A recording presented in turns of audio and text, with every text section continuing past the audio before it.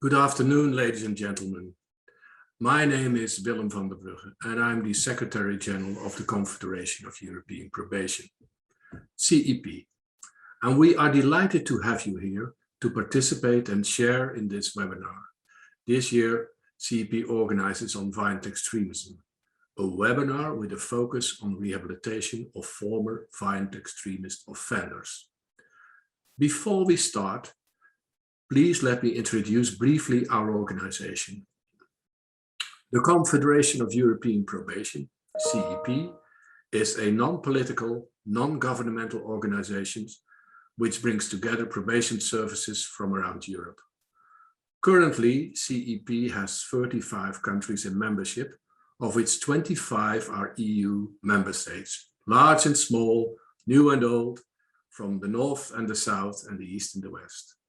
In 1981, so 40 years ago, it was the number of foreign prisoners in Europe that gave 11 members, at that time Western European countries, calls to join forces and found CEP. CEP is the single largest European network organization for the sector of probation and community justice, with the capacity to reach probation staff and both managerial and an executive level, so practitioners and middle managers. It includes academics and researchers in probation from all over Europe in its network, both as individuals and as member universities and research institutes. CEP promotes pan-European cooperation in the development and delivery of community sanctions and measures.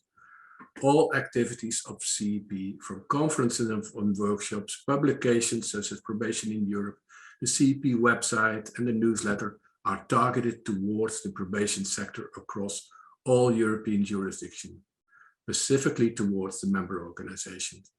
And CEP has its headquarters in Utrecht. But let's go to the topic of today, violent extremism.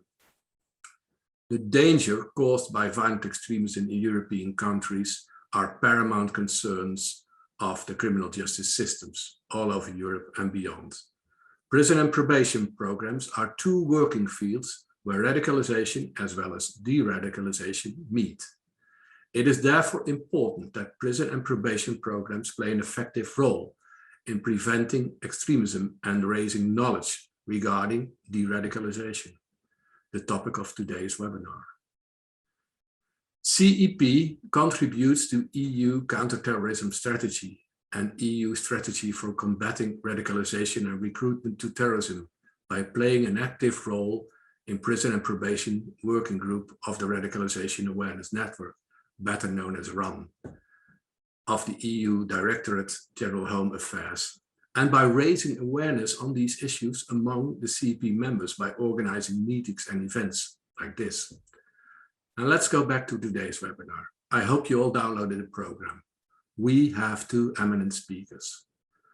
Professor Luisa Ravagnani, Professor of Criminology of Terrorism and International Crimes of the University of Brescia in Italy, and Dr. Sarah Marsden, Senior Lecturer at the University of St. Andrews, the UK.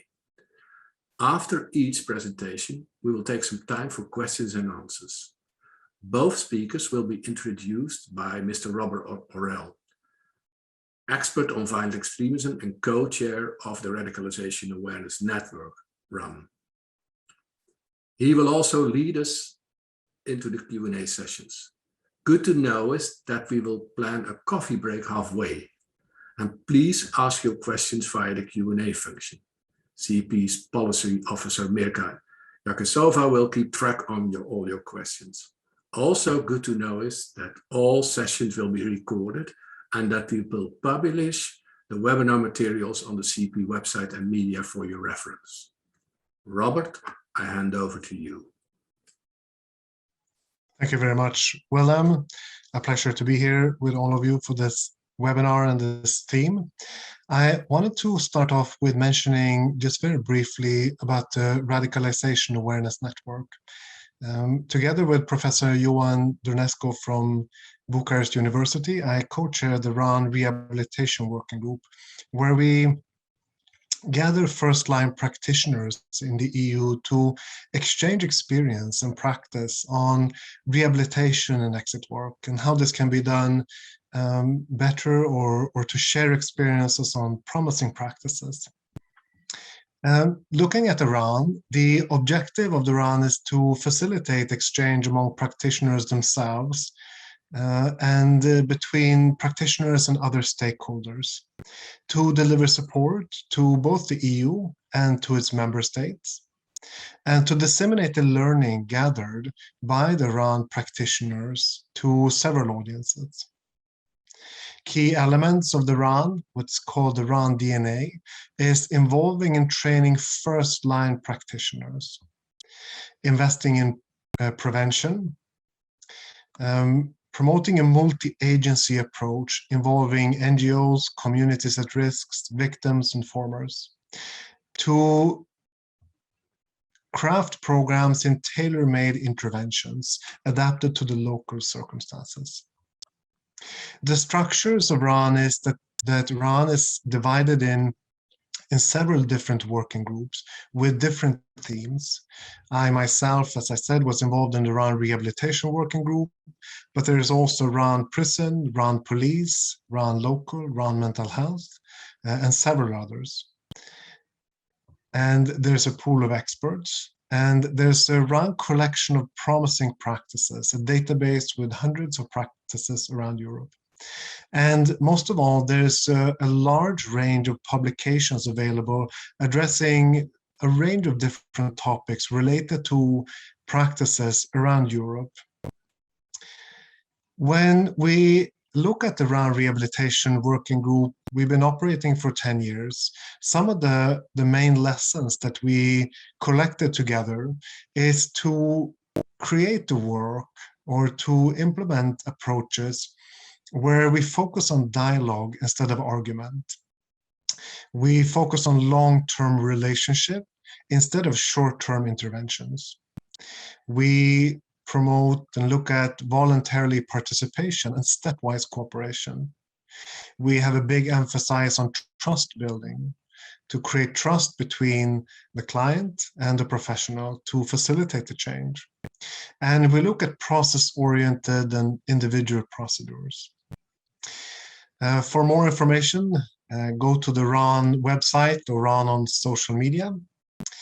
But with this, it's time to shift to listen to our first presenter, Luisa Ravagnani. Luisa is a researcher in criminology and penitentiary criminology and a professor of criminology of terrorism and international crime at the University of Brescia in Italy.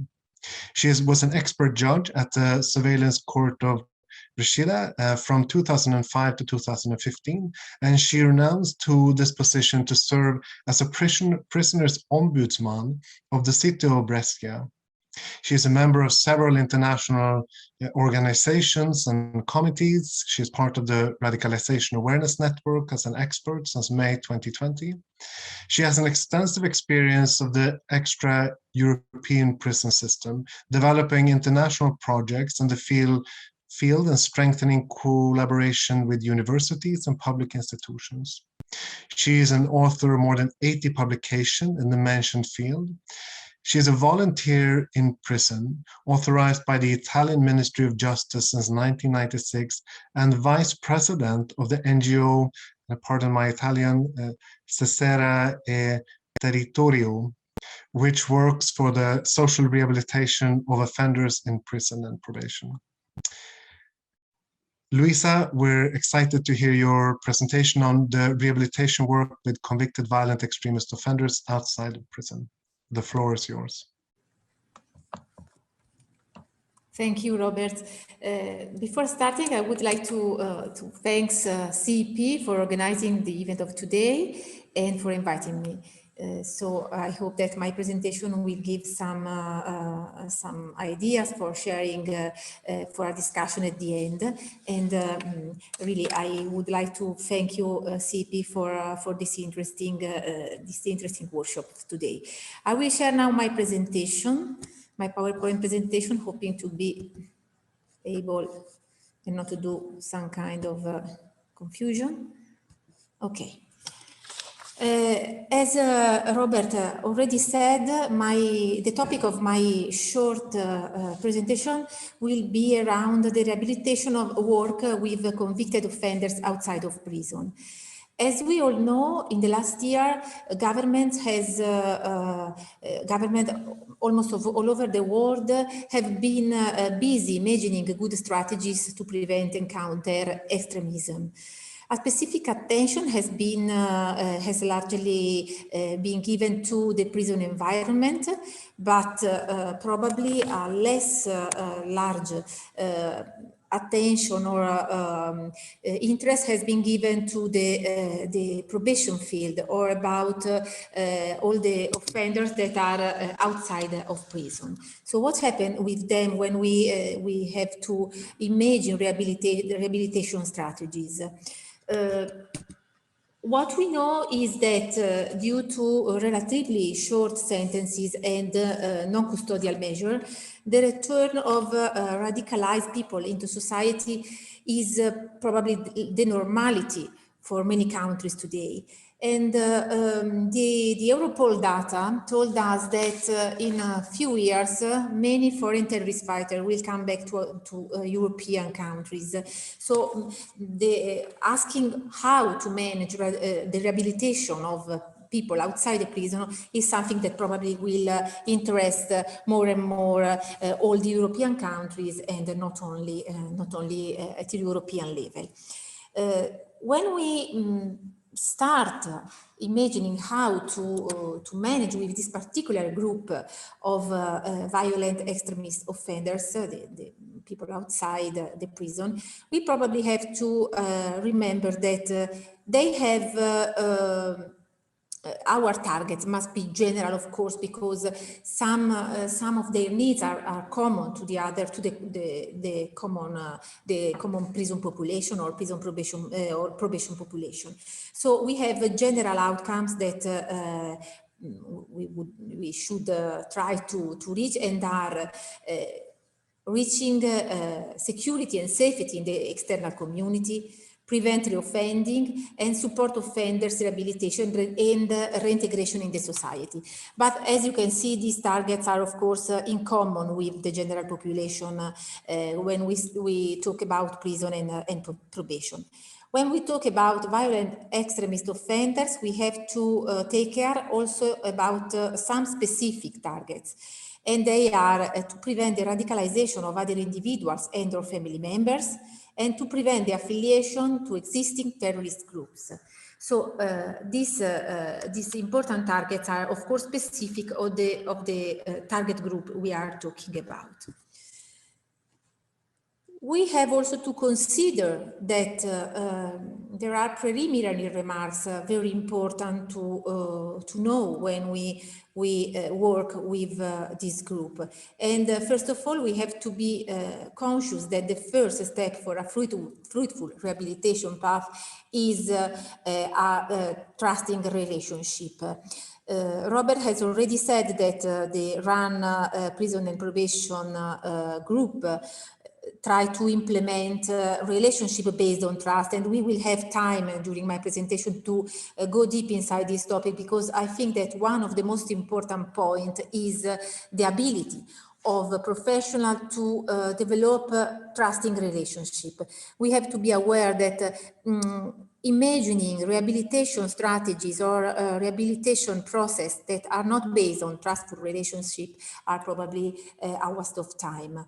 And this, of course, is in common with the normal prison and probation population, but above all with this category of prisoners that has of probation, people coming from probation or outside the prison, that are specifically ideologically oriented, or that are already involved in some violent context. Moreover, we have to remember that extremists and radicalized offenders can be moved by ideologically or non-ideologically or mixed motivation, but they do not have, as I have said, necessarily specific need. Some of the needs they have are in common with ordinary convicted people. And you can see, for example, they can suffer of social isolation, they can have limited education, they can have drug, alcohol, mental health problems, or belong to a poor family that don't have supported them during their childhood. So they have specific needs, but they also have needs in common with the ordinary population that we can try to work with when we speak about the probation context. Moreover, we have to be conscious that tackling the ideological beliefs since the very beginning is not always the key. Probably it is much more useful sometimes to deal with the motivation for offending and to reach better outcomes. And we will have time in a while to go deep inside this specific remark, because it is another very important and interesting topic. We have said that probably the target groups, so people that convicted offenders outside of prison have specific need, but they have also problem in common with other categories. And then we can remember, because if someone is as I think is work in the field of prison and probation, perfectly know the feeling of isolation and stigma, and the permanent interference of criminal record versus normal life. People that have criminal record have to fight against a lot of discrimination because they are not considered to be able to have a normal life. So all these problems that we can find in the general population are applicable to the target group that we are talking about. But which can be the possible approaches that we can imagine to face the problems that are not so specific but are in common with other target groups? For example, we can imagine to individualize the risk and the need assessment, because as much as the process of individualization of the needs and the challenges that are faced by the involved people, as much as we can individualize our approach to this problematic, we can be able to offer a tailor-made solution about what can be a difficult situation. And to manage the transitional periods can be pivotal, because we know that transitional periods are very challenging for people living in a condition like this, and helping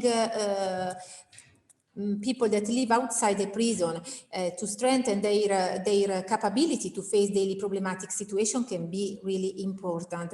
They have to learn how to manage normal difficulties the everyday life has in common with many other people. And in the transitional periods are very important, because they can lead again into troubled situation.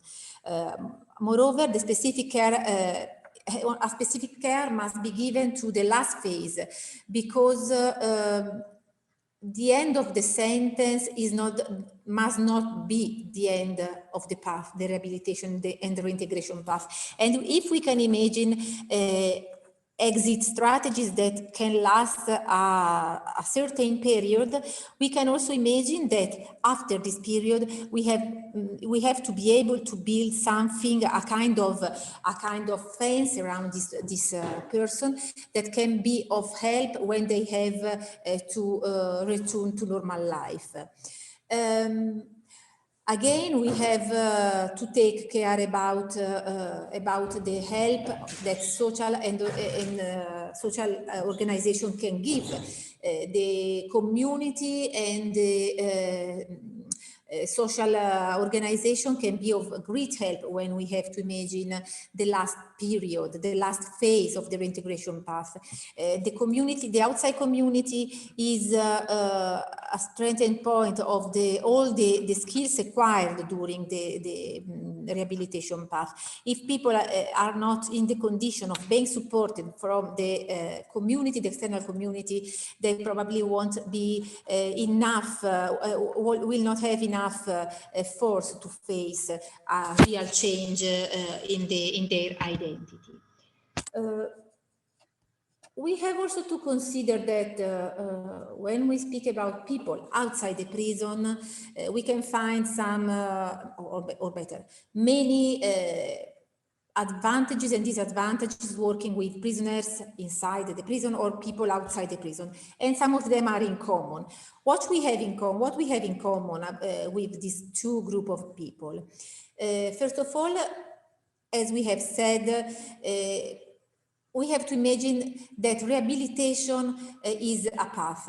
And if we agree on this point, we have to know that to be effective, this path needs to be based on a strong personal motivation. We will have a small time to focus on the co-producing resistance research and principles, but we know that apart from what we can give, we in terms of professional can give to the interested person, for a real change, we need a strong personal motivation toward resistance. And we need also to have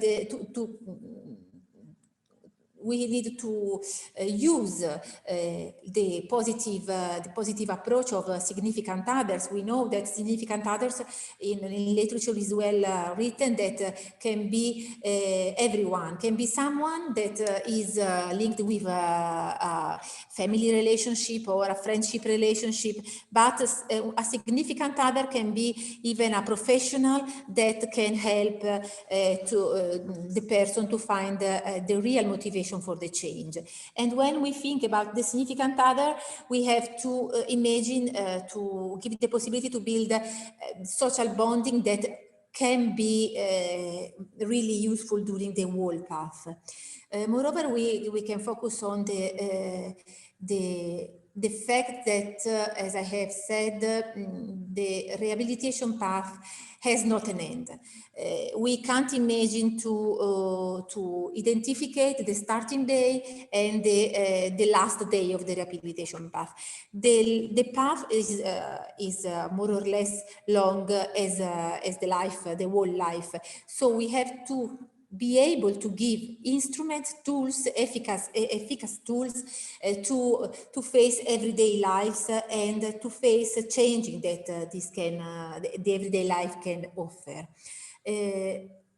The multi-agency approach is key for a stable reintegration, and even on this multi-agency approach, we will have time to spend a few words because it is of great interest, because we have many experiences among states, European states, project based among multi-agency approach, but we can say that is not so common to being able to develop a multi-agency approach, because it is based on cooperation and collaboration among different stakeholders. And when these stakeholders are, for example, institutional, it is not so easy to find a good floor for cooperation.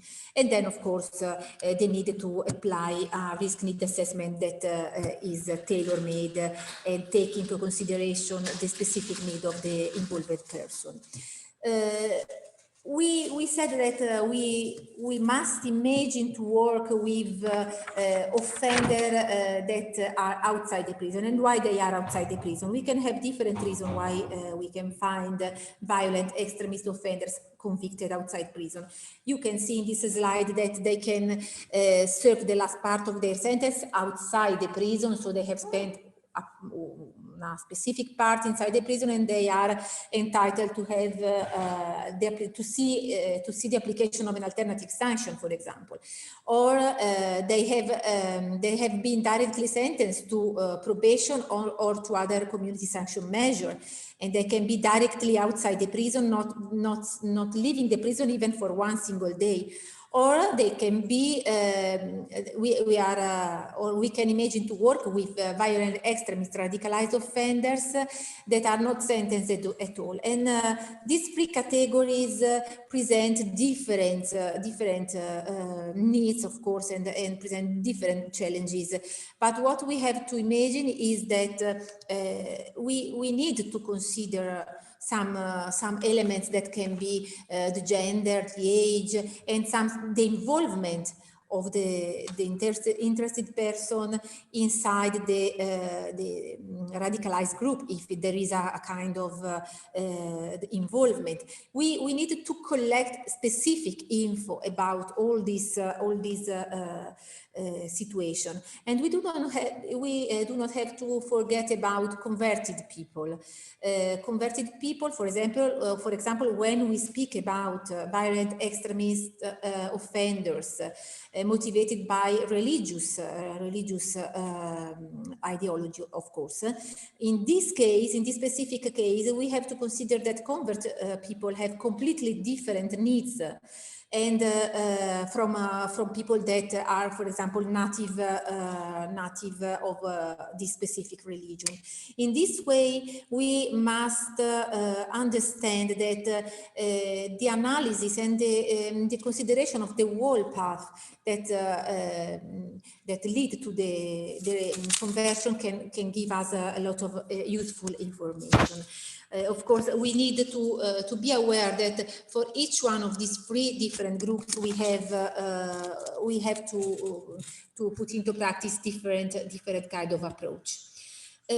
But what about the challenges that practitioners and professionals must face when working with the specific group of offenders, violent extremist offenders outside prison? First of all, as I told at the beginning, and there is a need of inspiring offenders towards the change. The most important and probably difficult targets is to find a way to inspire the change. We have said that there is no need that can be useful without a personal conviction towards resistance. If we look to the redemption research, the field of the criminology that study how and in which way the resistance can be possible, we see that there is a strong need to motivate offenders towards the resistance path. But we do not have any possibility to reach good outcomes just putting them in a non-voluntary program if they don't share if they don't share the targets that are fought for them. So there is really the need to inspiring offenders, to find a way to inspiring offenders toward the change. The second challenge can be seen in the involvement of the family. Is it useful to involve the family or not?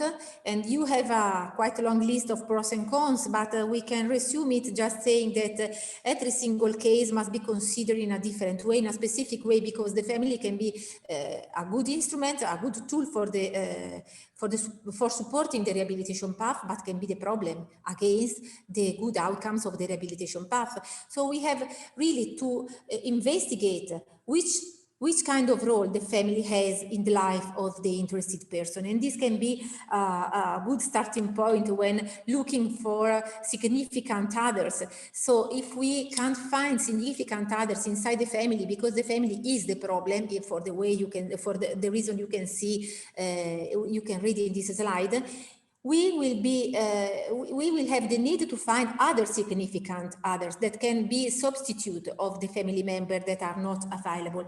And we can also not to forget that family could be a very good help, but we do not have to put family members in the condition to risk their own life. Sometimes involving family members can be dangerous for themselves, and so we have to evaluate really in details if this involvement can be useful for both the parties that are into consideration. The third challenge is, of course, the double stigmatization. All we know that for prisoners and probationers in general, it is very, very hard to rebuild a new life and to start a new life due to discrimination and any kind of prejudice against people that committed a crime. In this case, when we think to work with offenders outside the prison, but that are also violent extremist offenders, and they have this something more in regard of the other common offenders, we have to imagine that there is a kind of double stigmatization, because they are seen as criminal and terrorist. So they are double stigmatized, and for them it is even harder to imagine the application of the second chance. I mean, the chance of that the community can give to a person that has committed a crime and want to rehabilitate himself or herself. In this case, above all, in this case, the stakeholders should create awareness around why rehabilitation of those specific offender is the best solution for the whole society. The focus on the benefits for the society can be very useful, because in this way we can share awareness about the risk of not taking care about the rehabilitation and the advantages of caring about this in terms of security and reduction of other possible difficult situations. I said that, and now I see that I have a few minutes, so I will go towards the conclusion in a short, very short time. When we said about how to approach possible strategies that can take care about rehabilitation of people outside the prison, we mentioned the importance of a multi-agency collaboration, the work of the multi-agency team. And I said that it is not so easy to find the right way to cooperate. First of all, it is very important to imagine, to clearly share goals and objectives of the cooperation, and also of the indicators of success and failure. This is the only way that can give good outcomes, because if we share since the beginning the way in which we intend to work, this can give us the possibility to confront ourselves and to see if we are moving in the right direction. So everything must be very clear since the beginning, and then actors should work on de-radicalization and behavioral disengagement. And I don't have to explain what these terms means, because I know that they are very common and they are very used today. And what is worth to remember is that these two important goals are not supposed to be inseparable or in a fixed order. And we can try to imagine approaches that are tailor-made and look for reaching these goals in a different order or in different moment according to the needs of the interested person. When we look to promising practicing, we can try to share 3 different approaches, and we can share psychological, we can imagine psychological support, religious support and spiritual support, and social support.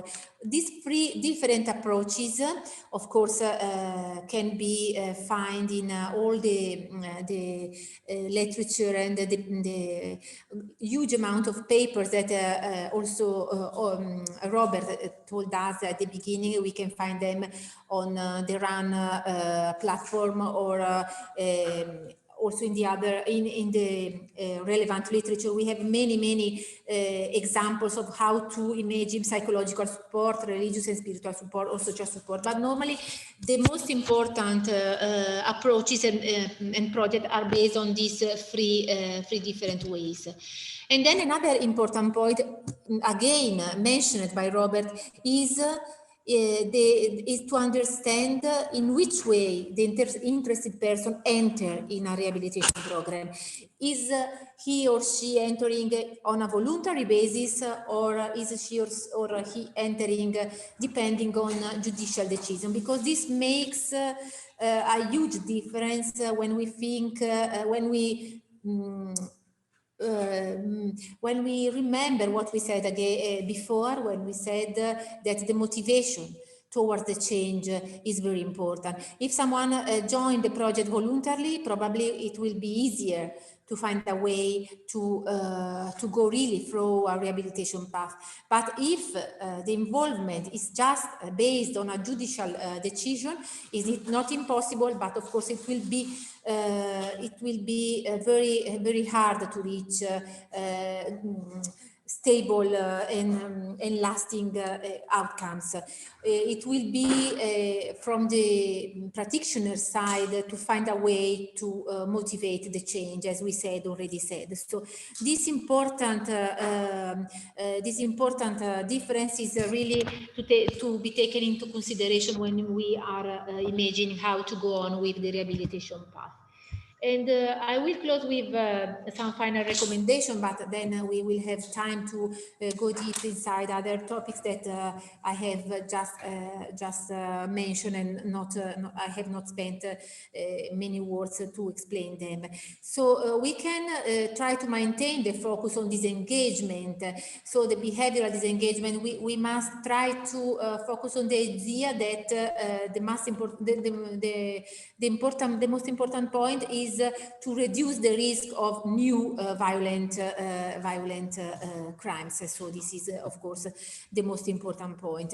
Apply multi-agency approach as soon as possible. We have to imagine that as soon as we start with the multi-agency approach, so it will be better since the very beginning of the sentence if the person has a sentence, if in the very beginning of the life in prison, if someone is sentenced first of all to prison, as soon as we can start the path, as soon as we are able to give a good, to formulate a proposal, it will be a possibility. We will have a possibility to see the positive outcomes. Then we have to try to mitigate stigma and avoid applying an advantageous treatment to extremist radicalized offenders. Sometimes it happens that, I have to say that this happened probably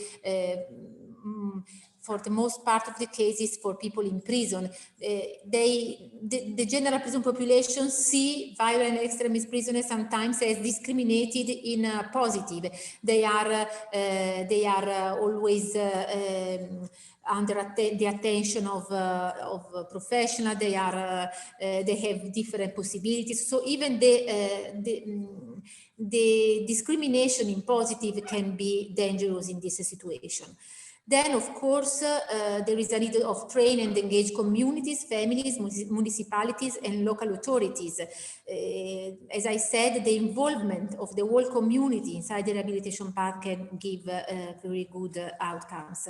Then, taking care of gender, age, religious, and ethnic specific needs that can make the difference when we are trying to individualize the treatment and the rehabilitation path.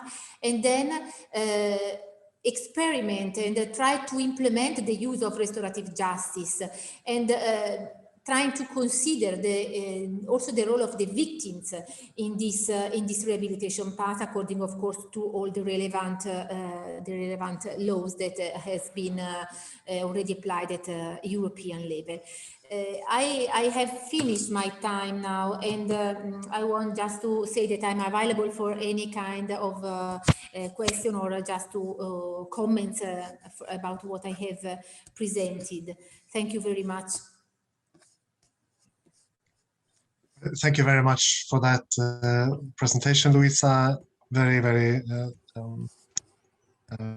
spot on. A lot of both practical and policy recommendations that we got together. Just thinking of one initial question, how can we think of the role and the involvement of the community in reaching and maintaining rehabilitation goals?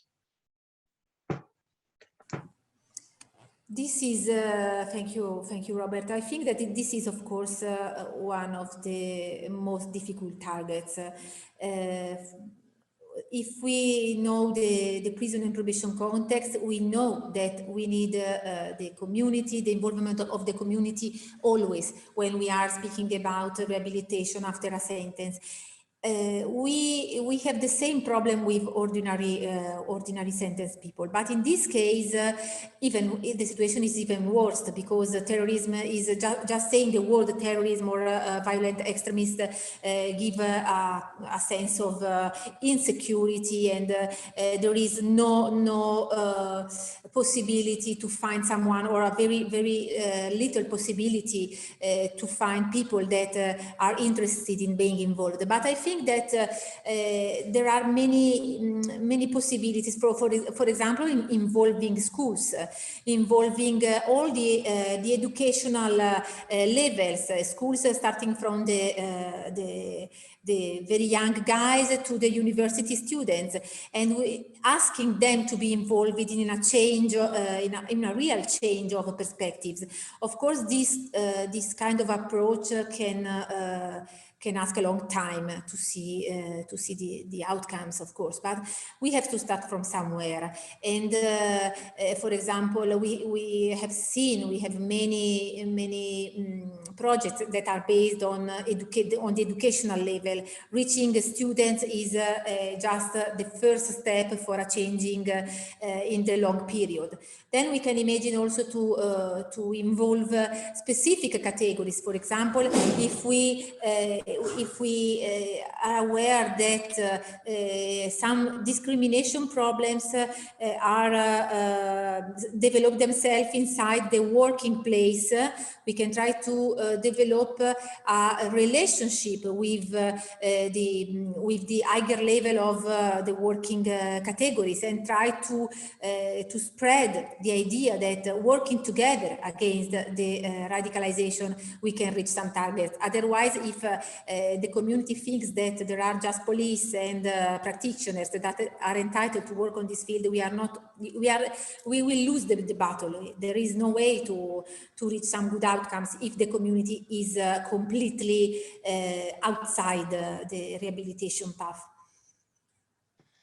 Indeed, that's a very valuable point. And as somebody who has worked for an NGO for a long time, dedicated to exit and leaving violent extremism, I mean, the idea that this is a shared responsibility, that we have to be a range of different partners involved, engaging both communities and professionals and different type of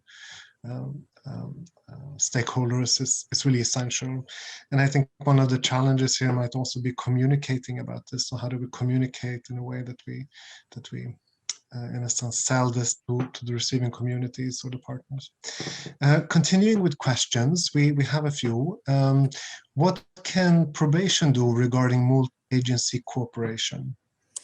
Yes, this is a very challenging point, because I can just take as example the Italian system, but I know that there are many better situations around Europe than the one in Italy. When it is, the problem is about communication before collaboration. Still before collaboration, there is a level of communication that is very hard. When people go from prison to probation, it is not so sure that prison will communicate with probation. And when it happens, if it happens, when at the end of the sentence, the last day of the sentence, few days before the last, the person is passed from prison to probation, probation is of course probably the right moment to start a multi-agency cooperation, and I think that it can be, for example, up to the professional probationers that they can starting new cooperation with NGOs working in this field, or that can look for help, just to be sure that at the end of the probation time someone will be around this person and will be with this person to perpetrate the positive outcomes reached during probation. If we don't find a way to communicate each other, not just saying I'm an institutional partner and so I am not entitled to speak with NGOs because they are just normally voluntary people, and so we are not supposed to share information. This can be a problem because at the end, when the probation sentence finish, who will take care? Okay, there are probably few projects that can consider, or in some countries there are exit strategies that can count on professional, but this is not the rule for all the countries. And when the project of the exit professional will finish, who will take care about this person? If we don't, we came again back on the role of the society. If we don't find good partners inside the society, we are always in the situation to lose the contact with the person, because the probationer, in some cases, but depending on the personal sensibility of the staff, of course, they can maintain a relationship even at the end of probation, but they don't have the time. They do have even probably not the role to go on with the relationship with this person. So they have to just to ask for someone else help to find a way to. I think that it is very important that we find a way to communicate from probation and external community, non-formal agencies, I mean, because otherwise there is a moment in which all the formal agencies will finish their work with the interested person.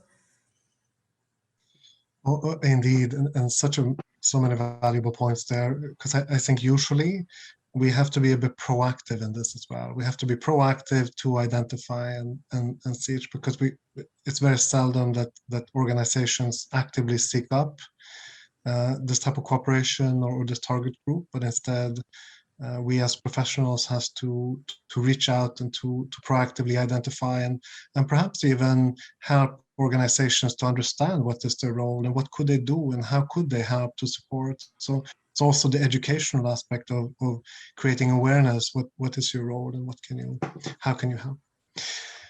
Moving on with questions, we have from Sami, clinical psychology in Kosovo, who has two questions. The first one is, 1 year ago in our country arrived a group of Kosovar women from Syria who were directly or indirectly involved in the war, and currently they're on probation. So the probation service is working with this group of women in order to rehabilitate, reintegrate, and re-socialize them as best as possible. Do you think that their rehabilitation, reintegration, and re-socialization would be better or would be more complete and more qualitative if the probation services cooperated with religious communities? Because it's noticed that the group of women of Muslim religious affiliation had a very strong emotional connection with the Islamic community here in Kosovo. So the first question, do you think that probation should also cooperate with religious community? And the second question, what to do with confidentiality? If we cooperate with religious community on their reintegration issues, then what direction does what role has confidentiality? How do we manage confidentiality? Second question. Okay, the first one. Of course, I think that the support of the religious community will be pivotal, because they can understand the background of these women better than probably the probation staff, and not because the probation staff is not able to understand, but probably because there is a limit that is really linked to the cultural and religious background.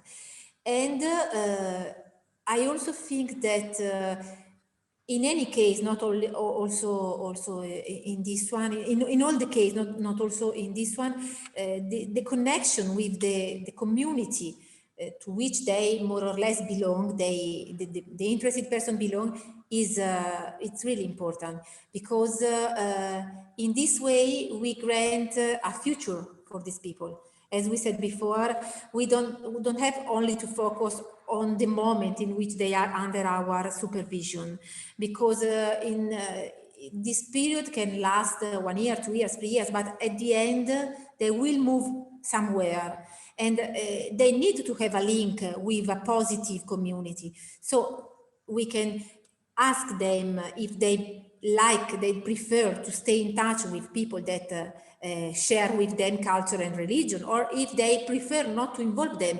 I think that first of all, the approach is to communicate in a trustful way with the interested person and asking them what they think it can be useful for themselves, and then to imagine how can be how can we create a link, a kind of connection with a community. It can be the religious community if they agree, but it can be the community of the city in which they are supposed to live after the end of the probation sentence. So of course the religious community is a very useful link in all the cases. And as I said before, we have to consider case by case if if creating this link can be useful or not. But normally giving them the possibility also to share the language, sometimes even to understand each other in a common language, and not using a second one, can be very, very helpful. So I think that involving the religious community is always a very good starting point. And okay, there can be some situation in which it is better not to do this, but I think that there are very few situations. And then about confidentiality, also in this case, we have to say that in my opinion, the rule is the evaluation case by case. What I have to share is what is not dangerous. In my opinion, or in the opinion of the working team, is not going to create problems. Because otherwise, probably I'm sharing information that are not they don't want to be shared, of course. But all the other case, if the team don't see problems in terms of danger for the involved person, I think that confidentiality should be evaluated in a larger way. And of course, this starts from the starting point that we have already built a relationship with the community we are supposed to involve. So if we have to involve the religious community, we have to start involving the community and knowing the leaders and creating a relationship based on mutual trust. In this way, we can interpret confidentiality in a larger way, because we have already worked with those people, and we know that, for example, we can trust them, and we can share with them contents that are not dangerous, but that are really in a limit with privacy contents. In this way, we can imagine to take confidentiality in a larger way, and not in the strict sense. Well, thank you very much for those answers. Very helpful. This is a complex topic, but really, I think thinking of the individual situation and assessing the needs and risks is usually helpful in these cases. So thank you very much, Luisa, for your presentation. Thank you to you. We are now at the program where we will have a short break. So stretch your legs, grab a coffee or a tea, and we will continue in just 4 or 5 minutes with the continuation of the seminar, where we will listen to the next presentation by Sarah Marsden. So we will be back in just a few minutes.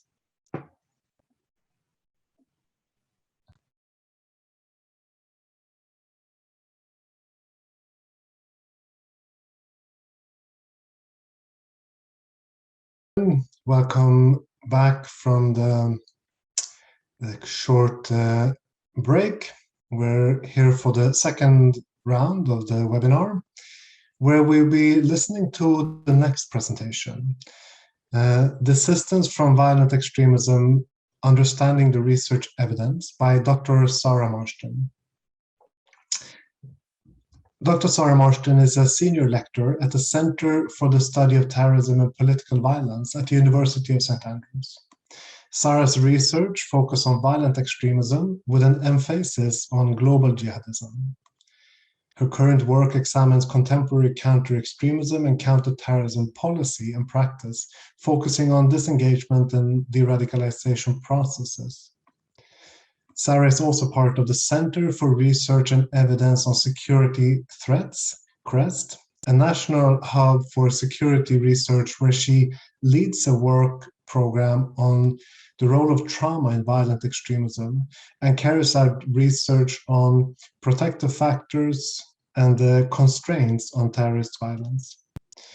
She engages widely with policymakers and practitioners in the UK and internationally, and her research has been funded by the Home Office, Foreign and Commonwealth Office, the Economic and Social Research Council, and Public Safety of Canada, amongst others. Her last book, Reintegrating Extremists, De-Radicalisation and Desistance, was published in 2017. So with this, Sarah, I leave it over to you. Thanks very much, Robert. And thank you very much for the invitation to be here. My very first piece of research that I did in this space was in 2007, and it was funded actually by the London Probation Trust. And that led to a series of pieces of research, which have really culminated in the book that Robert just mentioned, all of which have really spent time listening to and learning from probation officers and their work with violent extremists, primarily in the English context. So hopefully you'll see some parallels or some transferable lessons from the things that I'll talk about in relation to your own context. I shall just share my screen. Hopefully you can see that okay. So what I'm going to talk about is a little bit of my research, but also try and contextualize that in the context of existing research done by other people over the last year or two, just to help provide a context and a setting for really what we know about some of the things that help support desistance from violent extremism. So these are the questions that I'm going to hopefully cover. The first is asking really what we know about the push and pull factors that inform disengagement, and then going on to think in a little bit more detail with more specificity about research on risk and protective factors. So what do we know based on the best research available to us about the risk and protective factors that seemed influential in people's engagement and disengagement from violent extremism? But then I want to stand back a little bit and ask a slightly broader question about how we might interpret the motivation for engagement and disengagement from extremism, and how we might interpret that process. So how can change be understood and recognised? And then conclude with some implications for interventions before looking forward to your questions and thoughts. And the overall perspective that I'd like to share is that obviously understanding risk and protective factors and push and pull factors really matters. But then when we're doing that, it's really helpful to benefit from understanding not only their presence, but also their relevance to those who become involved in extremism. And to learn how particular factors might be relevant to individuals, it's useful to understand the core motivation that people had to becoming involved in extremism and the function that involvement in extremism served for them. because by understanding those motivations opens up the possibility of identifying ways of redirecting them in positive legal ways in the service of long-term reintegration. So to start then, what do we know about push and pull factors? Well, perhaps the most recent research that's been done by Mary Beth Altier and her colleagues has looked across dozens and dozens of accounts of natural desistance. So this is desistance of people who moved away from extremism without the intervention of state agencies, intervention providers, or other forms of more contemporary countering violent extremism measures. And what they identified was a series of push and pull factors that either pushed the individual away from the group or pulled them into wider society. One of the core push factors is disillusion. Disillusion with the strategy, with the actions of the group, whether they're violent or out of line with the individual's own commitment, or falling out with people. Disillusion with the personnel or the leaders that are involved in the organisation. It can also be difficult to deal with that clandestine life. It comes with stress, it comes with pressure. And one of the push factors is the difficulty that people face with that life. Some can't cope with the impact of violence. So seeing the effects of what they do through the violent actions can have a negative effect, which can push them away. They can also lose faith in their ideology.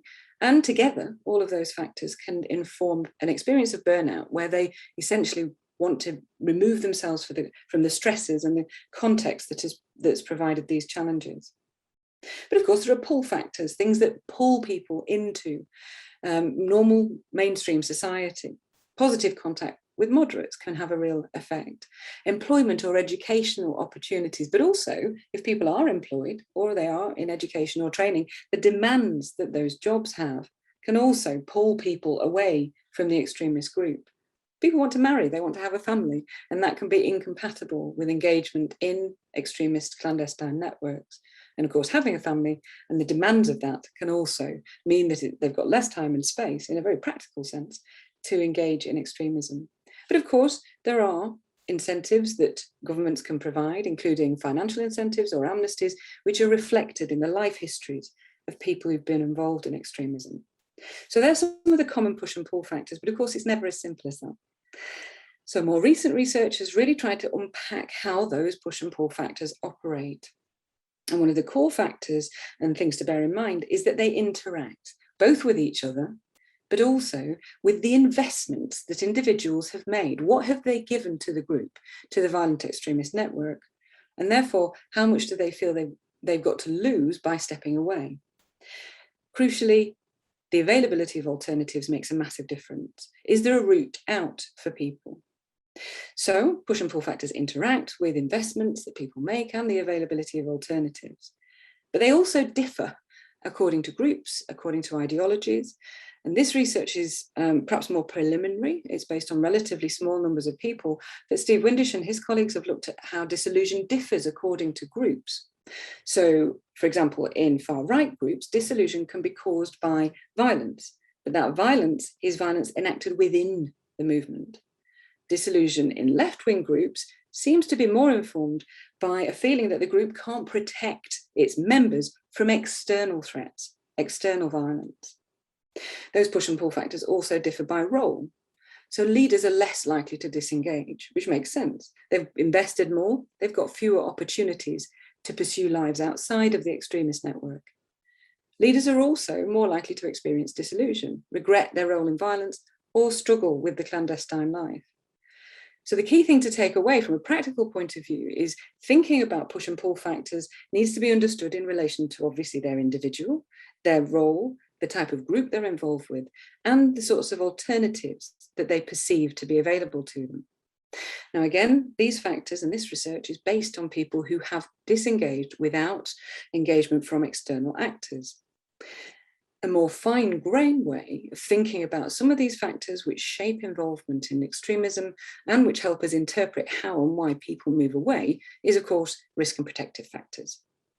And gradually, we're getting a better understanding of the relevant risk and protective factors that are appropriate to interpret involvement in extremism. A recent systematic review by Michael Wolfowitz and his colleagues looked at really the most high quality literature published over the last over the last 10 years or so. This research is based on work in democratic contexts, but it looked at the risk and protective factors associated with radical attitudes, radical intentions, and radical behaviours. And this table that I've got up here shows the factors that are linked to radical behaviours only. And they range from those at the top, which have got the strongest relationship to radical behaviour, and those at the bottom that have the weakest. And reflecting some of the points that Luisa was making, the group that wrote the paper reflect that many of these factors are actually common with general offenders. So some of the largest risks associated with involvement in radical behaviour include previous incarceration, deviant peers, having radical attitudes, a criminal history, losing their job, and their gender, typically, of course, being male.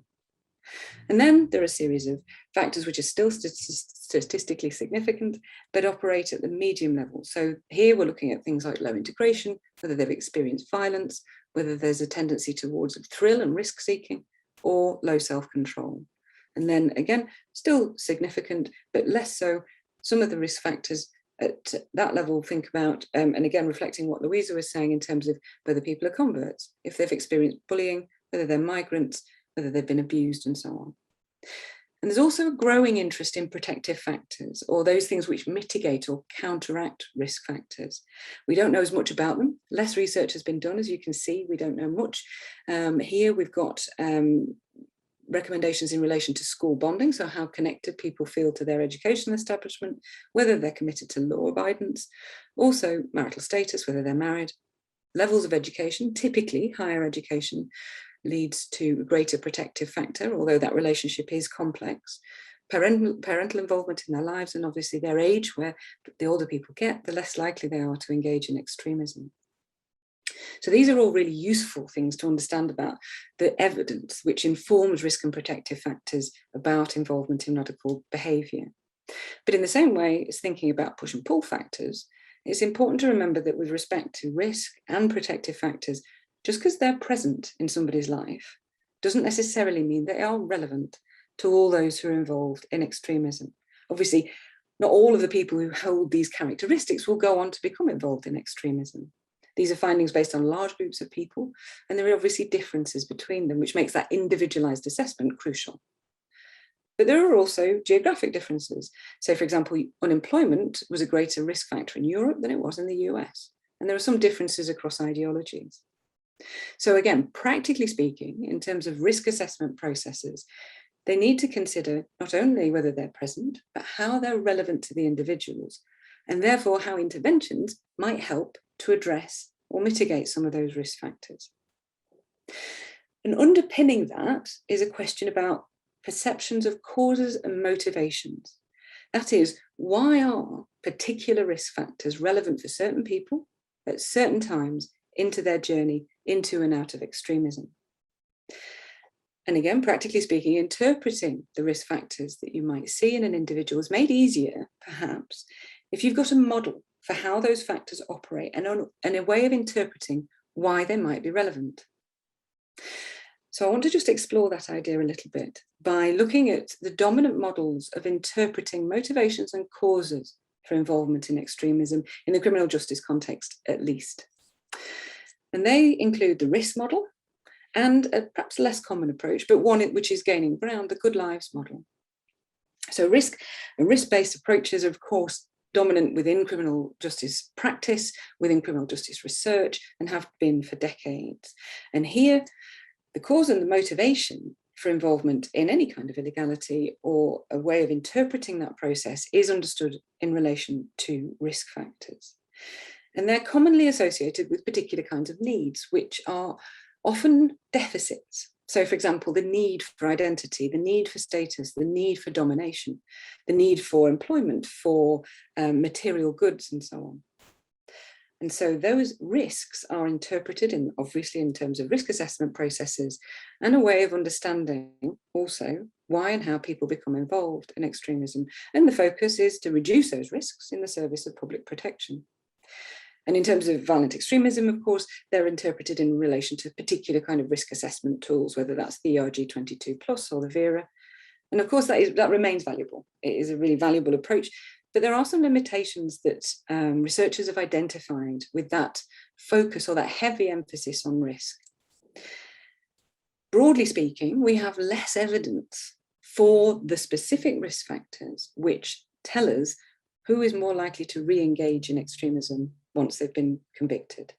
Compared to normal offenders or ordinary offenders, whether they're sex offenders or burglars, we have less evidence to know these risk factors, if addressed, will meet their needs and therefore reduce the risk of reoffending.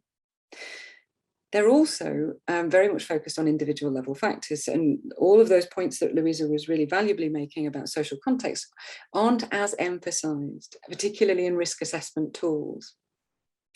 And they're also largely concerned with negative factors. That means what might be wrong with an individual. And that means that they're less motivating as a framework to engage with people, because essentially practitioners may be going into a room giving the impression that there are some things that are wrong with this person that they're there to help fix, and that will reduce the risk of reoffending. And of course, there are elements of that, but from the offender's point of view, that's not very motivating. Similarly, because they're oriented towards the past, i.e. what you did in the past needs to be addressed in order for risk to be reduced, they're less motivating, less forward-looking. So researchers developed an alternative approach to risk-based perspectives, and one dominant theoretical or conceptual approach that sits within this broader strengths-based perspective is the Good Lives model. Forgive me if you already know this, but just to recap for those that don't, it really was developed as a means of addressing some of those challenges to risk-based approaches. And it's now used in the English context, at least, increasingly with work with terrorism offenders to try and motivate engagement, to support planning and so on. And this begins from a different premise. Instead of arguing that certain people embody particular kinds of risks, it instead starts from the idea that we all seek to achieve certain kinds of goods. They might be relatedness, so connections to family and friends. It could be about community and our commitment to the people we live around. It could be about mastery with work or in relation to spirituality. And the way that people achieve those goods is through particular kinds of means, such as activities or secondary goods. So you might achieve a good of community by joining a club. If you're living in a certain kind of context, then the most available opportunity for that might be a criminal gang. It's a very simplistic example, but it helps to articulate different ways in which people, because of their circumstances, seek to achieve different kinds of goods. And this argument that underpins the Good Lives approach is that when routes to achieving primary goods in pro-social, legal ways are blocked or are difficult to attain, then people pursue those secondary goods in harmful and sometimes illegal ways. And that represents a really different model to the dominance of risk-based approaches. So instead of focusing on mitigating risks, it starts by asking, how can an individual be helped to develop strengths which support their capacity to desist from crime? And it seems there are some good reasons to think that by extending and refining the Good Lives model in relation to violent extremism, it can help offer ways forward. It can identify conflicts between strategies that people use to try and achieve goods that come to matter to them. It might help practitioners understand where the resources are lacking. Is it because they don't have a close community able to support them? Is it because they don't have familial support? And of course, it can help identify inappropriate strategies by which people seek to achieve meaningful lives. And again, from a practical point of view, it identifies a way into understanding what the motivations were, what were the core goods, and therefore how might they be redirected so that the motivation to offend, which can sometimes come from a positive place, that is seeking for belonging, seeking to protect their community, can actually be redirected in ways which sustain desistance. It helps to tailor intervention strategies by thinking about how to achieve core goods that motivate the individual to engage with the intervention process and, as I say, find ways of redirecting them. And it perhaps provides a way of interpreting how interventions work. Now, this is not to totally reject the risk-based approach, of course, but to suggest this can usefully supplement it by focusing more on strengths and means of developing understanding about what motivates people to desist. So thinking then about how interventions might work and how this approach might provide a way of understanding that, it's useful to think about the change process. So obviously, people don't move from being an offender to a non-offender overnight. There is a process by which people move towards certain sorts of outcomes, hopefully helpfully supported by interventions they encounter. And some of those aims and outcomes, and again, Luisa referred to some of these earlier, can be grouped in terms of the main location where they operate. So we can think about aims and outcomes for the individual in relation to the goods they might want to achieve in terms of their individual resilience or social reintegration.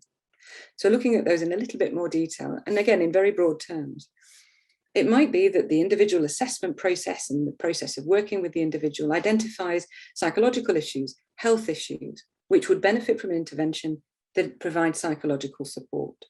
If spirituality is a good that they care about, something that they are motivated by, then support through religious mentoring might be a useful mechanism by which to move them away from violent understandings towards peaceful desistance. Similarly, if people are wanting to pursue a sense of inner peace, talking therapies, mentoring can help there. And in terms of social reintegration, again, those really valuable points Luisa was making, there are different kinds of interventions, obviously, that can be put in place in a multi-agency context and in an individualized way to address the specific kind of goods they care about. If people care about work, then helping them into education, training, and employment is always a good thing. If they're worried about the relatedness and their ability to engage with their family and friends, then family counselling might be an appropriate intervention. Similarly, if they're motivated by a commitment to their community, then a community group intervention, again, reflecting some of those ideas about a religious community, might be useful in creating a better and stronger social context for the individual. But it's fair to say that that's still operating at quite a broad level, quite an abstract level when we're dealing with individuals. So it's perhaps useful to think about the actual change process, taking that good, an individual factor in obviously what will be a complex story about an individual's motivations, and thinking about how supporting an individual to achieve that good can be understood across a process of change. And this model of change is one developed by Prochaska and Di Clemente, and this was actually developed for addiction research, but is also useful in the criminological context. And it argues that people go through different phases. Before they're ready to change, they're engaged in the pre-contemplation space. So they refuse to engage, they don't acknowledge their problems. So in the violent extremism context, you can imagine sitting across the table from somebody who refuses to engage with you, who refuses to acknowledge their offence, they deny their offence or they minimize it. If they do move on to the next stage of contemplation, then they might start consider changing. But the role of the practitioner might differ, because at that point they might need help to understand how they can change. Then thinking about the determination stage, where people started making decisions that they want to move forward, and that can be supported by helping them identify options that would enable them to enact change. When people move to action, they're engaged in actual practice. They're moving towards a different sorts of future. And they, at that stage, might need help sticking to a plan. And then finally, at the maintenance stage, once they're actively engaged in that new path, they might need support to avoid relapse. Now, of course, this isn't a simple process. It's not as simple as it is written here. It's not always linear. There are setbacks, people can relapse and so on.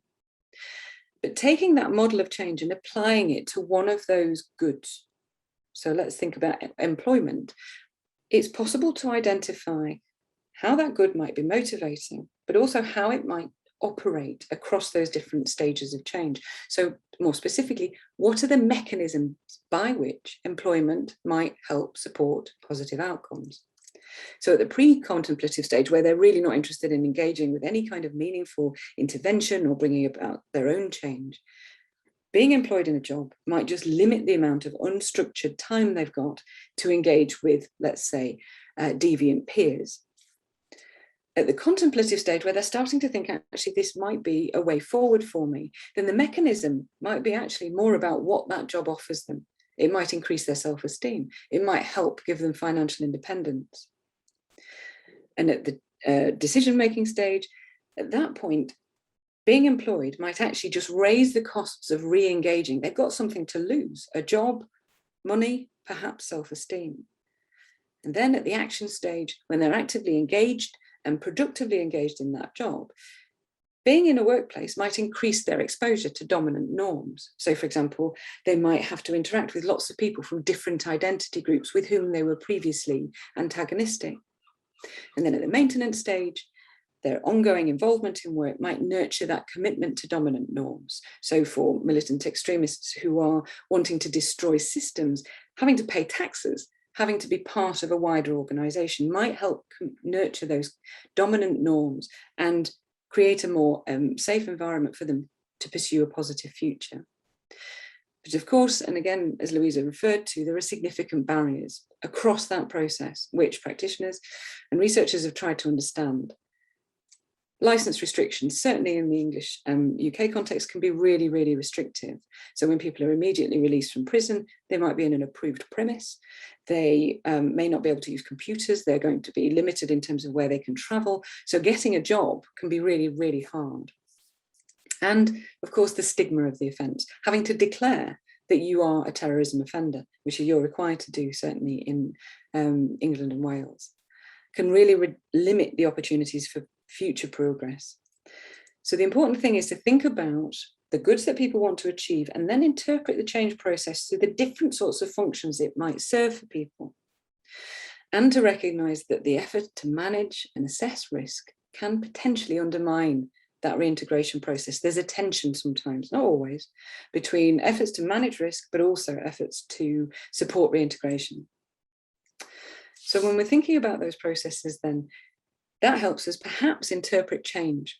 One of the things that's really difficult and what we tend to try and do with risk assessment processes and with those individualized interpretations of change.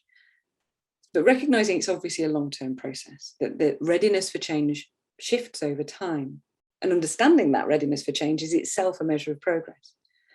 The different sorts of measures can be appropriate. They can be process measures. Is the individual actually positively engaging with me as I talk to them? It might be the output. Did they get the job? Or it could be the outcome. Did they ultimately reject the extremist ideologies and behaviours that they were previously committed to? And of course, there are different tiers of outcome, whether they're lower or higher order indicators. So those more concrete ways of thinking about the employment's role versus broader reintegrative ambitions. Of course, we bring different sorts of assessment to the table, the subjective assessment of the practitioner, of the risk assessor, as well as objective measures that might be used in a criminal justice context. It's worth thinking about who the outcomes serve as well. Do they serve primarily the aim of public protection or the individual? And then asking that question about the dominant logic, is it primarily a risk-based logic, or does it focus more heavily on reintegration? So when thinking about those things then and the implications, and this is my closing slide for practice, it's of course important to continue to develop an understanding of relevant risk and protective factors and push and pull factors, because they can help. They can help inform individualized assessment, they help inform intervention planning, but they of course are dynamic, they change, they interact with one another, and they need to be understood in relation to the individual's involvement in the extremist group and the individual's position in the social context. And of course, practice needs to be supported by robust case management processes and multi-agency working so that those goods can be identified, multiple interventions put in place, sequenced appropriately, and then reviewed and adapted as necessary. And hopefully, I've made the argument that understanding core motivations and the functions that extremism serves helps to provide a route forward to find ways of redirecting that motivation to offend, and focusing on developing strengths in the individual can be more motivating than focusing on trying to mitigate risks. But of course, a way of helping to interpret that process is in terms of the barriers that they face and the perception of the opportunities available to them. Because ultimately, the more the barriers can be lowered and the availability of opportunities to live meaningful lives can be expanded, then the greater the chance that people can live pro-social, positive lives. Okay, so I shall stop talking. I'll very much welcome your thoughts, your comments, or any questions. Thank you very much for that presentation, Sarah. Very, very helpful. Very positive. As someone who's worked with hundreds and hundreds of people who left violent extremism, I think approaching them from where they are, focusing on their future and their strengths is usually much more helpful than the opposite. So valuable key messages there. We are opening up now for questions. I have a first question for Sarah. What are some of the tensions between efforts to manage risk and support reintegration? Thanks, Robert. I think they sit right across the process, and I think people are aware of them. Right from the risk assessment point, where people are trying to interpret how to best support the individual and best identify interventions, tensions start to rise. Because as I mentioned, in the English context or in the UK context, those license restrictions, certainly when they're on probation in the community, can be really, really restrictive. So the effort to try and secure public protection means that they might not be able to visit their family and engage in that rehabilitative or that supportive context. They might be placed in a totally different context and a different community setting altogether, so that their social ties are weak. So although the aim of public protection might be served because they can be monitored and so on, the actual ambition of moving them towards reintegration can be really challenging because they don't have those opportunities. And I think as well, going back to one of the questions that was asked of Luisa about how to work in a multi-agency context, there are different cultures around the table. So certainly, again, in the UK context, where people are managed under the multi-agency public protection arrangements, where you've got multiple agencies around the table, they have different motivations. The police have a particular perspective, which is more focused on public protection, perhaps more interested in intelligence gathering than it is in reintegrative aims. Then you might have civil society organisations who are really committed to reintegration, wanting to push the individual further, helping them get involved in social activities in different sorts of communities. And then you might have probation officers who are trying to balance off those different goals, recognising that there could be risks associated with that. So I think it runs right through the process. And what it demands is, again, as Luisa mentioned, an understanding of the different organisations' priorities, as many opportunities as there are to agree aims, and of course knowledge sharing, information sharing is really key to that, because if the police are holding information or the security services are holding information about individuals, probation officers might not know about that, and that means that the appropriate management of the risk isn't as easy. So it's very much about that multi-agency process and recognizing that there are tensions between these aims. They don't always work against each other, but they do sit right across the process. Oh, exactly. So very well formulated and identified. Thinking of further questions, how can offenders be more effectively supported in periods of transition? For example, from release from prison at the end of their time, being supervised by probation. I think it's very individualized. So it really depends on the individual's existing social support and the existing network that's available for them. And of course, it depends on what's available in terms of the structures that are there already in whichever jurisdiction to support the individual. So if there's continuity, for example, with intervention providers from the prison context into the community, if there are civil society organisations, NGOs, who can work with those individuals initially in the prison context and then provide that continuity back into the community. Similarly, at the end of the probation licence, having those community-based organisations able to provide ongoing support is really, really crucial, because it's obviously a really high-risk area where people are either moving off probation licence or out of the prison setting, and they don't have the support and the structure that was afforded them as a consequence of the state's intervention through the probation services, through the police, and so on. So that's why those community-based organisations are so important. And I think, again, going back to that question that was asked of Luisa, from my point of view, it seems it's really, really important to deconstruct the notion of community.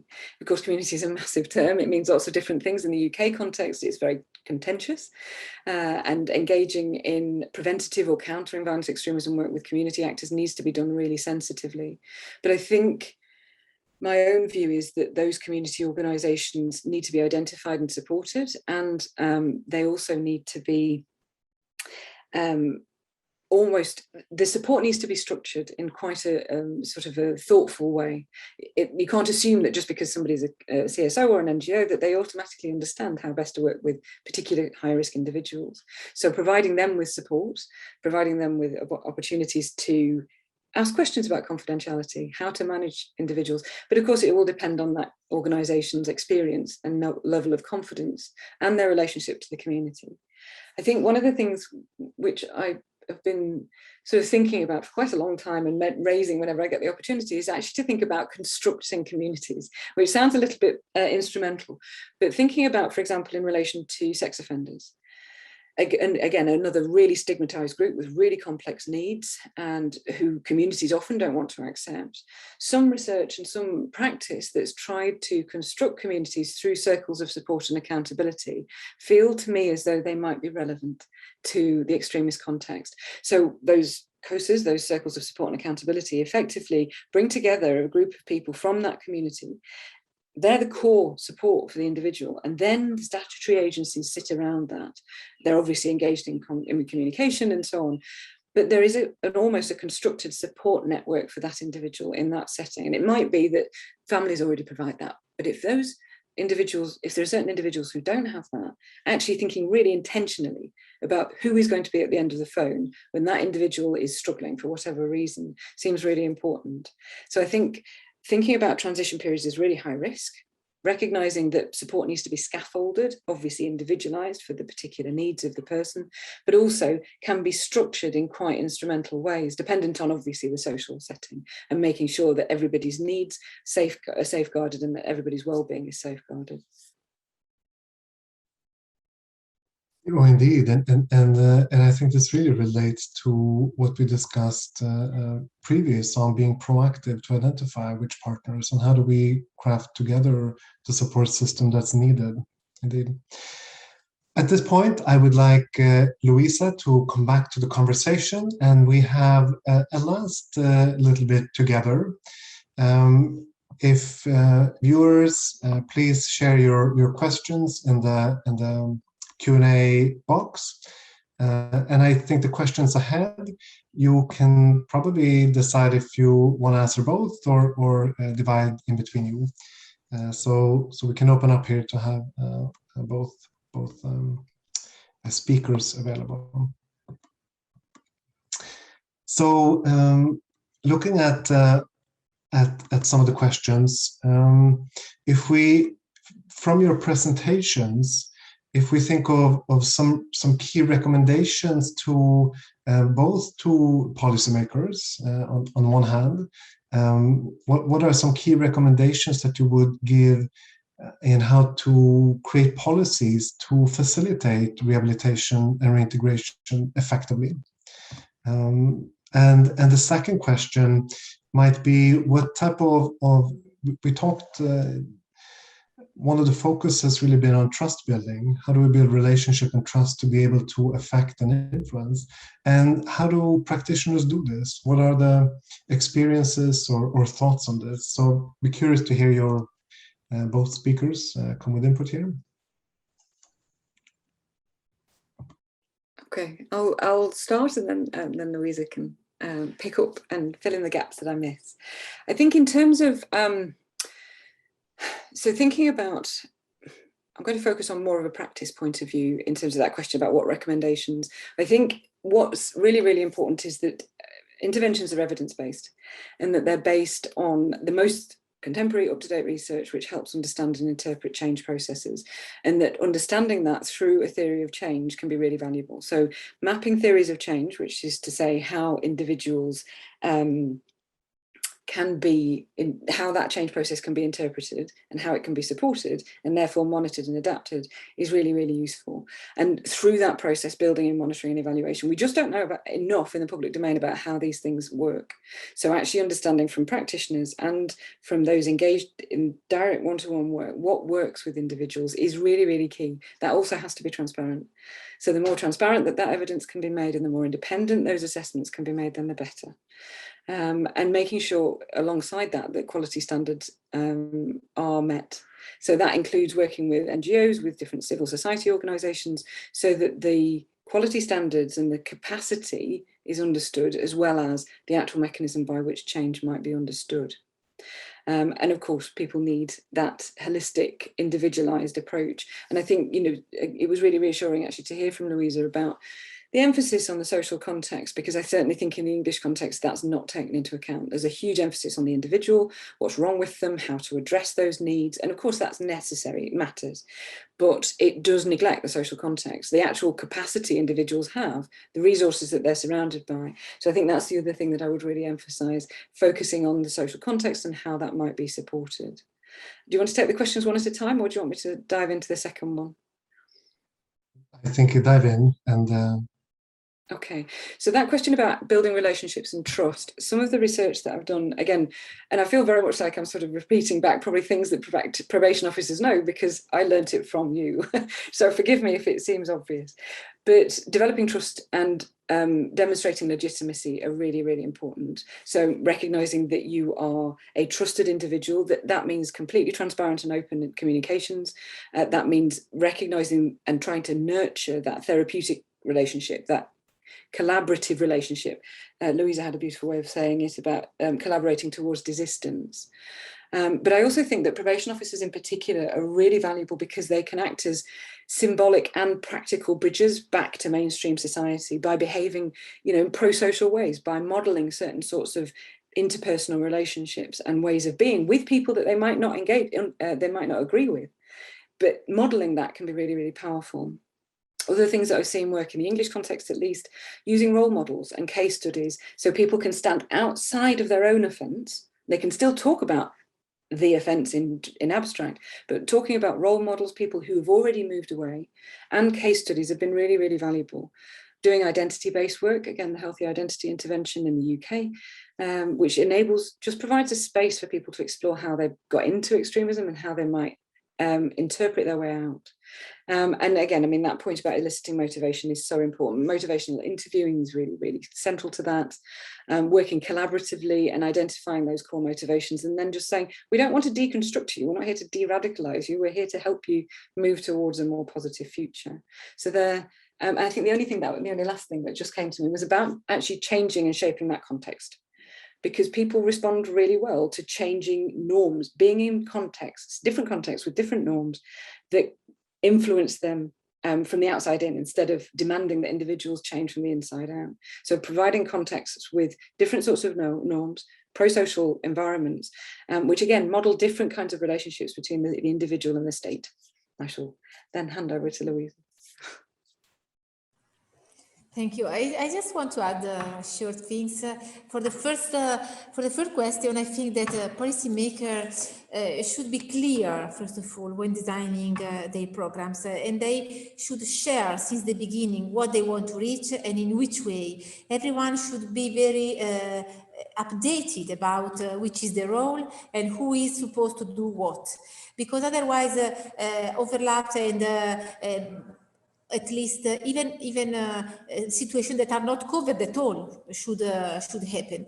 Then they also have to be flexible, because you can imagine to apply a program that has been very useful with one previous situation, and then with this new one that is very similar, probably it doesn't work because it needs much more flexibility in the understanding of the real needs and the challenges of the interested person.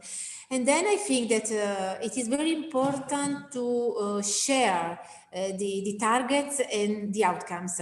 And the outcomes must be shared with all the participants of the multi-agency team, because otherwise, if we imagine that everyone just do what they have to do and then they don't share what they reach, the other one will start again doing probably the same thing or trying to reach the same target without following the same methods. So methods and strategies must be really shared and well known since the very first beginning.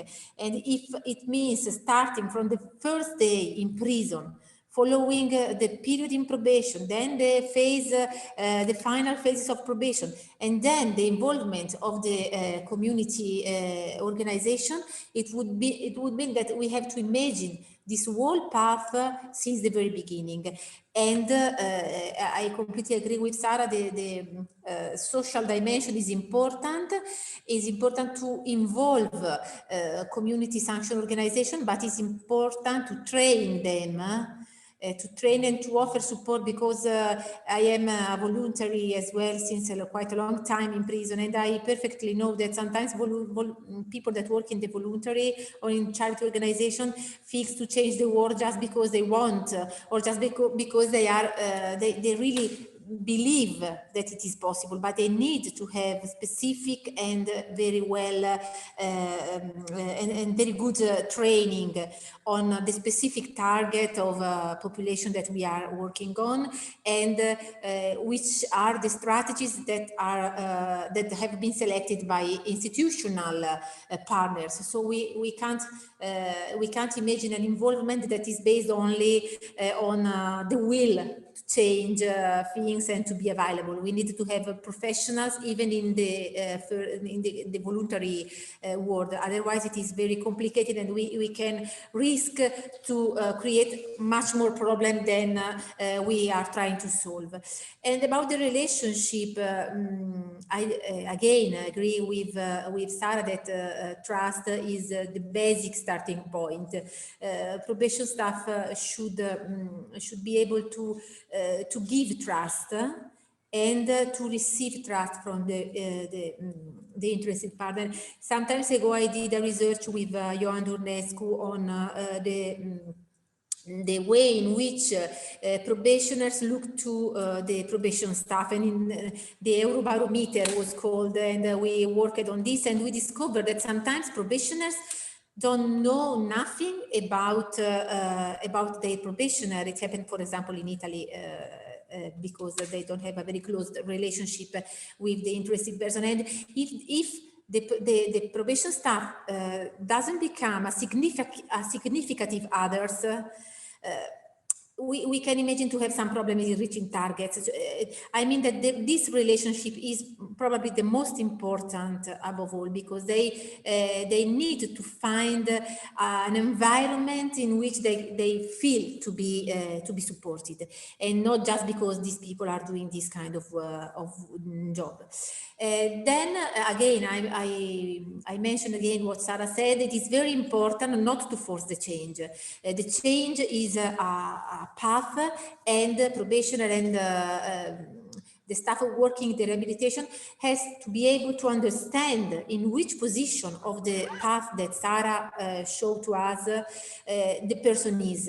And forcing this process could be dangerous, because we risk to lose the voluntary involvement, the participation of the involved person. So I really think that developing the capacity to understand in which of the steps that Sarah very well presented as the person is a very good starting point. We need to know in which situation he or she is, and we need to motivate or help to find the motivation to go on with the path that Sarah just shows us.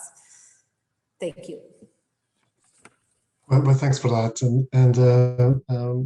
I mean, I think consistency and cooperation seems to be a theme that we addressed here, to really have all parts on board, and to make sure that everyone works towards the same direction. We have... Sorry to interrupt. Sorry. Go ahead, Mirka. We have one question from Emmanuel Banutai. How do you see the lack of research evidence in the area of radicalization having the impact on developing policy papers approaches, especially as the practical approaches in terms of change process should be evidence-based? Most commonly, the individual tailor-made approach is suggested. Any additional recommendation to the practitioners or for the training and capacity building for the services?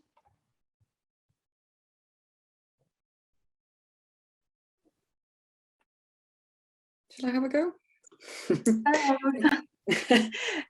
Okay, thanks, Emmanuel. It's a really good question, and I take the point, and it can certainly, I mean, certainly from my side, feel a little bit hollow, saying it needs to be individually tailored, it needs to be multi-agency.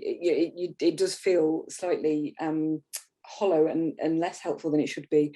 I think what I would say is that actually the evidence base is developing.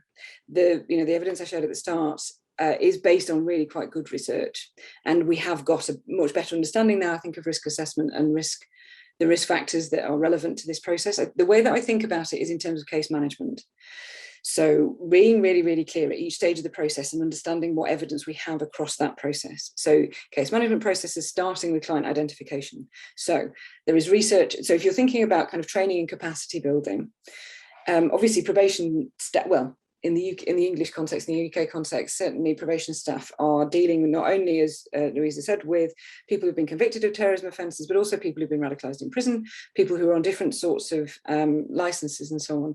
So recognising and being able to identify those individuals in the first place is really, really key. So having drawing on that evidence base in relation to risk factors and protective factors is really, really important. The client assessment process, I think the risk assessment tools are improving. My own view is that they need to focus more heavily on protective factors. At the moment, it's all very weighted towards how we understand risks, but I think we have got some understanding of that. The key thing is then making sure that that links into the case planning and the implementation and delivery phases.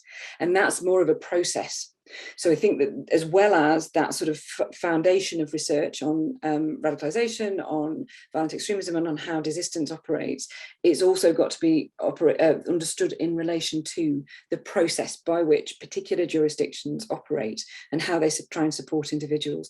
And again, throughout all of that, recognising things are context dependent, so they demand monitoring and evaluation in those settings. And then, of course, the transition exit programme. So I think, looking at jurisdictions where there really isn't hardly any research. So, for example, certain sorts of, let's say Iraq, let's say Syria, let's say other sorts of international contexts where there's very little evidence, actually, core evidence. What another approach is actually to commission evidence and research from your own jurisdiction. So actually understanding what are the drivers and how do they relate to the existing knowledge base, and then applying them in relation to your own context. And that really depends on how much knowledge and how applicable you feel that wider research evidence is to those settings. Because actually I think we do know more than perhaps we say we do about risk assessment, about risk factors, and about how to support that resistance process. It just needs to be broken down and assessed so that it's relevant for that particular setting.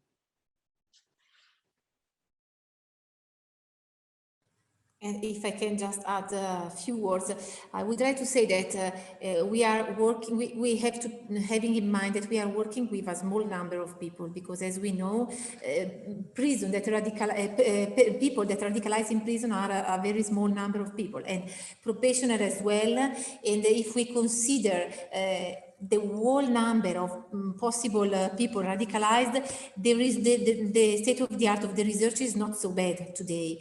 We of course have to take care about the place in which the research has been, as Sarah said, the place in which the research has been developed, and to try to understand if the limits of the research can be useful for our country, our specific countries, because as we have said, when we spoke about violent extremist offenders outside prison, we are considering a group of people that have in common a lot of things with common offenders, and the same problem that we have with common offenders is the one, for example, linked to data around recidivism. Not all the European countries collect data on recidivism, and so in this way we have some problems in evaluating good strategies to prevent recidivism. So we have to imagine that there are a lot of similarities when we speak about violent extremist offenders with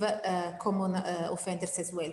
So I think that yes, we have limits, we can, but we can try to understand something about from what we have, and of course some tools have already been implemented in a very efficient way in some European countries.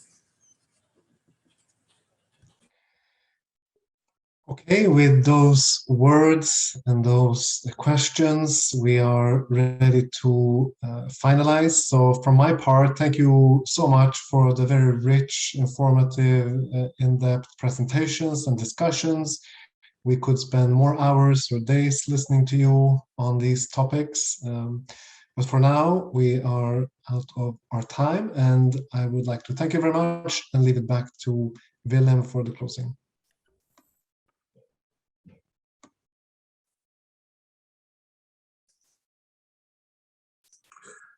Thank you, Robert. Thank you. Ladies and gentlemen, we have come to an end of this webinar. And I'd like to thank Professor Luisa Ravagnani and Dr. Sarah Marsden for their excellent presentations. And their contributions helped us to identify the importance of our work regarding violent extremism and how resistance and rehabilitation works with this specific group of service users. Some issues I discussed, which I noted. Professor Luisa Ravagnani specifically mentioned the role and the involvement of the community in reaching, maintaining rehabilitation goals. Multi-agency cooperation, she mentioned, is the key process of de-radicalization. And the rehabilitation path does not end with the end of the sentence or prison or probation. She also mentioned motivational interviewing. It's not new to me and to many of us. It was mentioned as a useful methodology. Dr. Sarah Marsden explained us what are natural push and pull factors relevant who influence resistance for violent extremist offenders, like having a family or disillusion in the ideology. The relevance of risk and protective factors and how we use of the good lives model and the model of change, Prochaska and Di Clemente, well known too in probation. Both speakers stressed the need for more research and the use of evidence-based programs, but also that trust or building up a working alliance between the service user and the probation officer is the most important factor in the process of rehabilitation. Good to know is, I mentioned it before, that both presentations will be available on the CP website at short notice for your reference. And as mentioned, the webinar was recorded, and most probably we will put the recordings of the presentations on our YouTube channel as well. Of course, I also want to comment and thank all participants for their contribution. You as probation experts have met at one place and shared related problems. That is always great and rewarding to see. I'd like to thank, of course, Robert Orell for helping us drafting the program and leading the discussion. And finally, I'd like to thank my CP staff members, Ms. Mirjam van der Kooi and Mirka Yakisova, who work behind the scene, but always in control and dedicated to make this online event to a success. Ladies and gentlemen, on behalf of the Confederation of European Probation, once again, I thank you for joining this CP webinar. Have a nice afternoon and stay safe.